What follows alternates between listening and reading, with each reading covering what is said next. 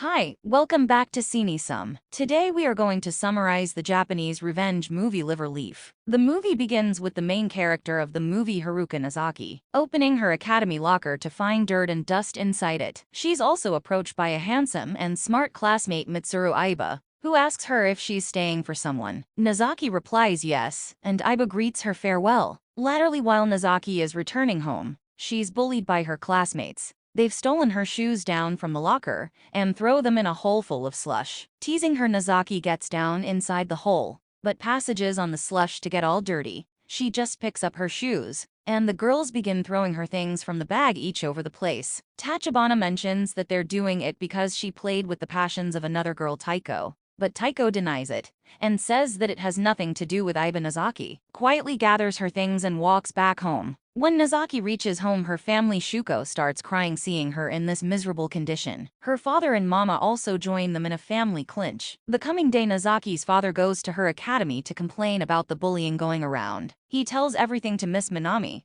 but she seems to be ignoring the complaint. She rather suggests she shouldn't come to academy until her scale is completed. Latterly, Nozaki returns to her classroom where she finds the three ladies scratching on her office. They also throw sawdust at her face. On the other hand, Nozaki's father is demurred by Nozaki's classmate Kuga, while he's returning from the meeting with Minami, which makes him fall down the stairs in the classroom. While Miss Minami is tutoring, we can see blood trickling on Nozaki's office from a dead crow placed in front of her. Kuga tries to call Minami to inform her about the crow, but she again seems to ignore the call. Aiba and Kuga get into the converse and stand in front of each other. Meanwhile, Taiko writes commodity on the paper and passes it to in front, which ends up hitting Miss Minami. Minami also panics and moves out only to spew, which gives the scholars a chance to make fun of her geste. In the evening, when Nozaki reaches home, she's surprised to see her pater injured. Her pater mentions that she shouldn't go to academy if she's feeling spooked or bullied. He also says that they shifted then because of his job, and it's his responsibility to cover them. The coming morning, Nozaki has a fever, and her mama suggests she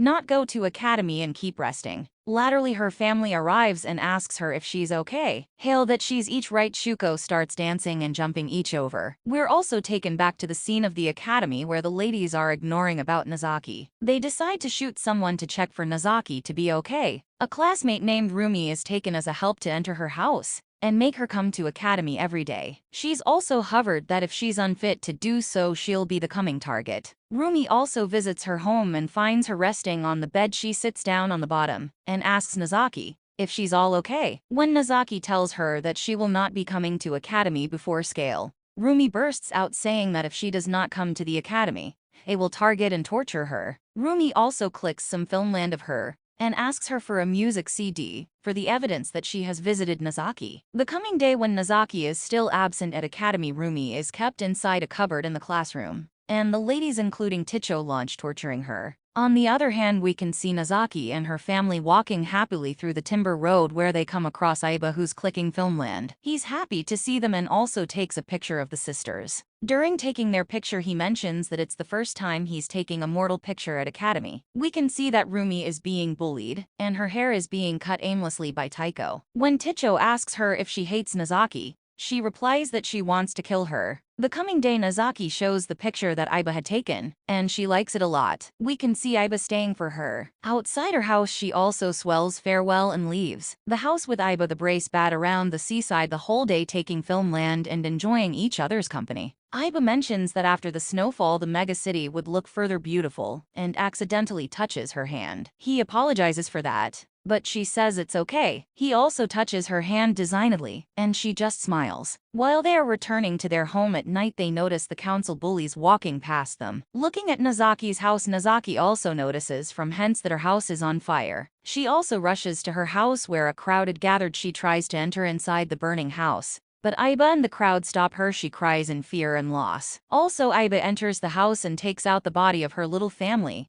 which is oppressively burnt, but she's breathing. She's also taken to the sanitarium in an ambulance incontinently. Her father and mama feel to have failed inside the house. We're also cut to the scene at the sanitarium, where Nozaki's forefather visits her. She's staying outside the Aiku where her family is kept. She's now living with her forefather at his house at Academy. The group of bullies are hysterical by allowing that if anyone finds out that the fire is caused by them, they will be squinched. The two ladies are especially more hysterical as they cannot believe that they've burned people alive. Still, some of them feel to have no remorse that they've burnt down a family. In the coming scene when Ticho is at home, her father mentions that she'll be doing whatever he says, and he'll decide her future. Taiko mentions that she wants to be a hairstylist, but he ignores her. He leaves the home without informing when he'll return back the coming day. Everyone is surprised to see Nozaki coming to Academy. She's informed by Iba that she shouldn't force herself to come to Academy. Inside the classroom, when she asks the two girls about commodity,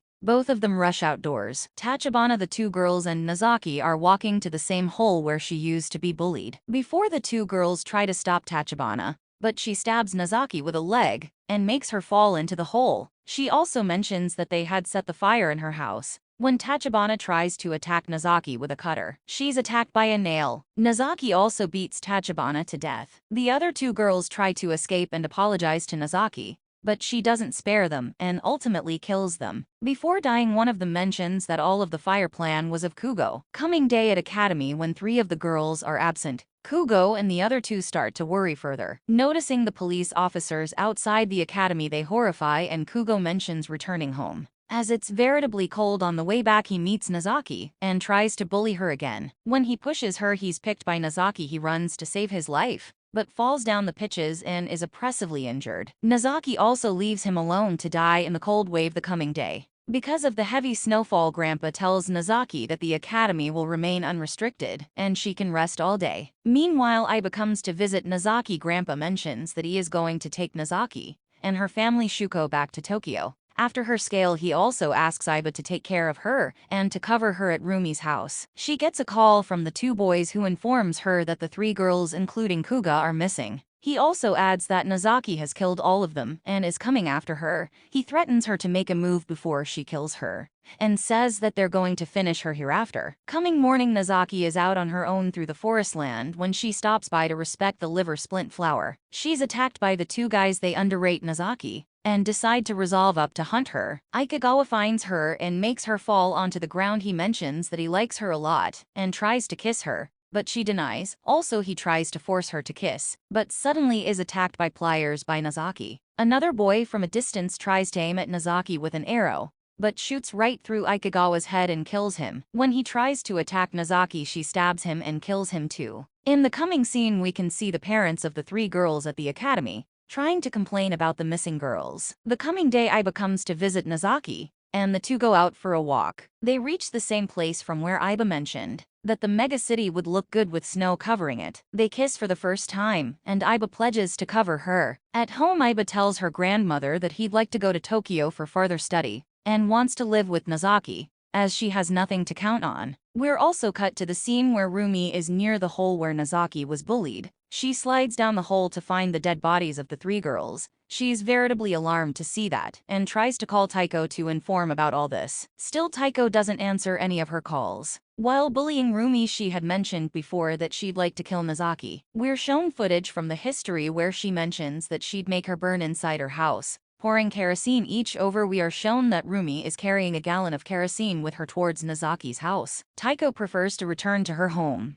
and the other continues to move forward. In the coming scene, we can see Ticho coming to visit Nozaki at her house after chancing Nobone. At the house, she starts to return back. On her way back, she notices Nozaki and stops to meet her. She returns the music CD which Rumi handed her and mentions that she has been hearkening to it all night. When the footage of their earlier fellowship is shown, it turns out that they were stylish musketeers before, and when Nozaki started being near to Iba, their fellowship was affected. When Taiko is about to return home, she apologizes to Nozaki for whatever she has done to her on her way home. Taiko is attacked by Rumi with a cutter. Rumi succeeds in injuring her legs and is happy to see Taiko laugh. She also approaches to kill her, but is demurred by Ticho. Taiko manages to make a cut on her face, but still Rumi stabs her on her casket and runs down from there. In the coming scene, Iba calls Nozaki to inform her that he'll join her in Tokyo, and both of them can live together. Nozaki replies that she will not be going to Tokyo and would rather stay there. After that, we can see some blood in Iba's hand. He's also veritably angry to hear Nozaki refusing him. He slams the telephone and goes to his grandmother, who's oppressively injured by him. It turns out that Aiba attacked his grandmother to be with Nozaki. It's also revealed that he has killed his father and mama too. We can conclude that Aiba is also the bone, who has been bullied in his non-age by his father. Latterly, he leaves his grandmother on the bottom to die. At Rumi's home, she's hysterical, and when her mama asks her about what has happened, she just stabs at the door and requests her not to be so nice to her. Meanwhile, the parents of the missing scholars gather together at the academy, asking for details about their children. Miss Minami arrives there, and the parents start affronting her. Minami explodes her wrathfulness of being bullied every single day, and she vomits again. She falls on the road and gets crushed by the snow-shredding machine to die incontinently. At the sanitarium, we see Rumi trying to burn Shuko. Nozaki arrives in time and attacks her when Rumi mentions that she shouldn't kill anyone in front of her family. She leaves her and Rumi runs down. While Nozaki is speaking with Aiba, a nanny comes running to inform Nozaki that her forefather is oppressively injured and is at the sanitarium. Nozaki feels suspicious of Aiba and rushes towards him to check his hands. Her dubitation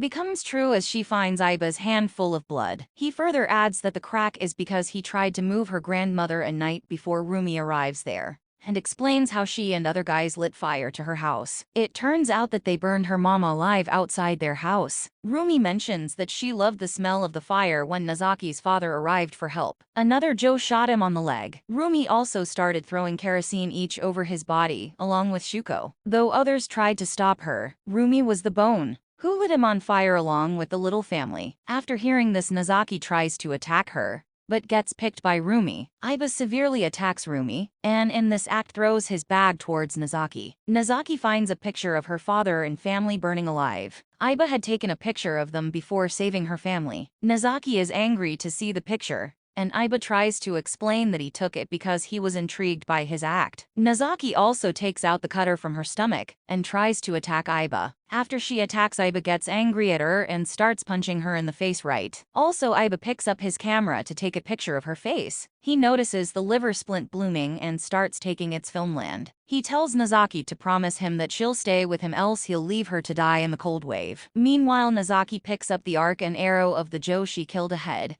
and shoots right through the camera into the eyes of Aiba, killing him. After he dies, she starts moving forward towards her home, but is poorly injured. She takes out and has a look at the choker her family gave her, and falls flat on the road. In the last scene, we see Ticho taking her scale instrument. She reaches towards their classroom and remembers how she and Nozaki used to be musketeers together. Subscribe to watch more Cine summaries like this, turn on notifications and press the like button to support us.